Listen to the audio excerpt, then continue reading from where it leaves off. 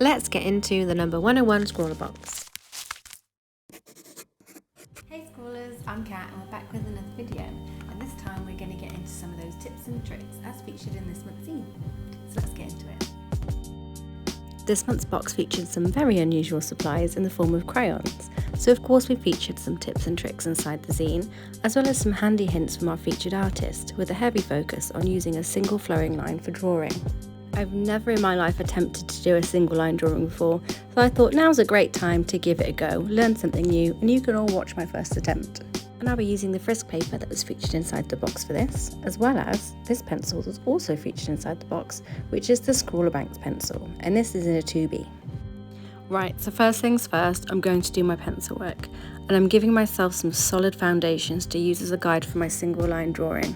So I am going in heavy detail with the underdrawing for this, for comfort reasons, but also if you're completely new to this style of drawing, I would recommend you do the same.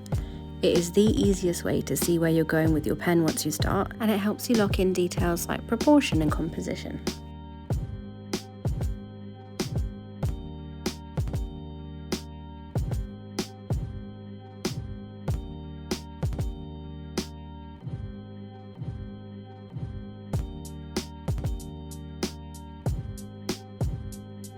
Right, a solid base completed. Quite happy with that, and I am still well within my comfort zone.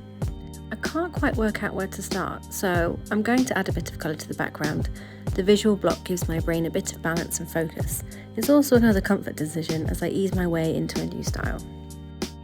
As we're only using a light layer of the crayon, the paint pen should easily glide over the top of this without being rejected. You know, when it sort of does that repelling action because of the wax. To keep this pen nice and juicy throughout the whole line work, shake it up and pump it before you start. This should loosen up the paint nicely inside, and then we're going to give it one more shake for luck and dive in.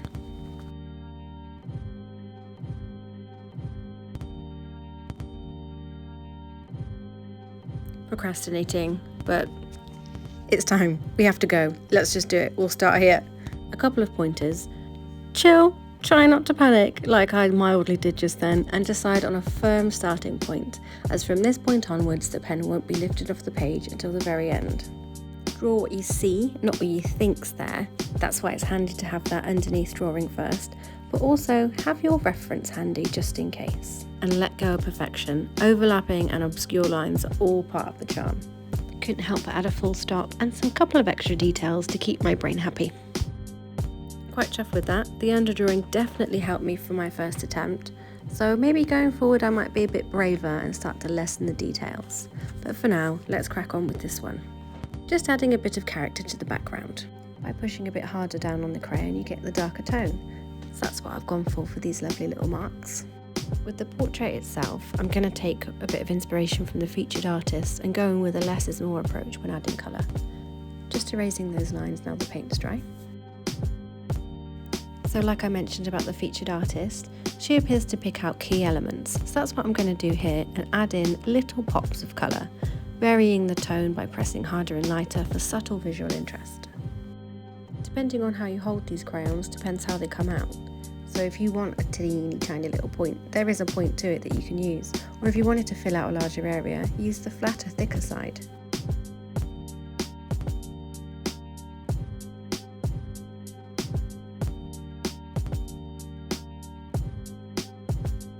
The crayons overlap the pen. You can dull that down by using the eraser on the end of the pencil. Gently does it, of course.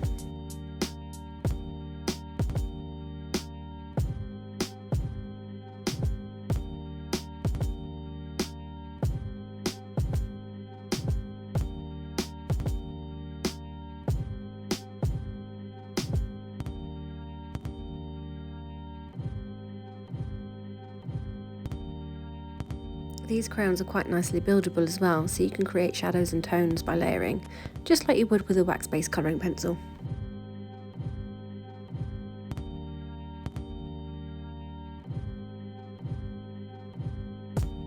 I thought I'd add in the pencil on top as well, as that can layer nicely too.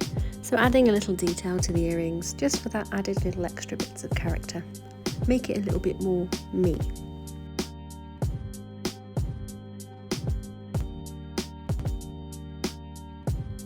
One thing I really love about these crayons is it doesn't matter which way you hold them, you'll still get colour out and you can get all sorts of different effects. By using it slightly at an angle, I've got a really soft blush sheen there, but I could probably fill the whole page with it, making it really super easy to use. And then with the same side at a different angle, you can create thinner marks and lines. Just adding in some hatching here to show you as an example. And she's done. And there we have it. These clever little crayons are quite fun. What did you think of this month's supplies? Let us know in the comments below. Don't forget to like and subscribe till next time. Keep scrolling. Here she is one more time just to say goodbye. Definitely something I'm going to keep trying at. I quite like this style. Did you give single line drawing a go? Let us know. Until then, keep scrolling!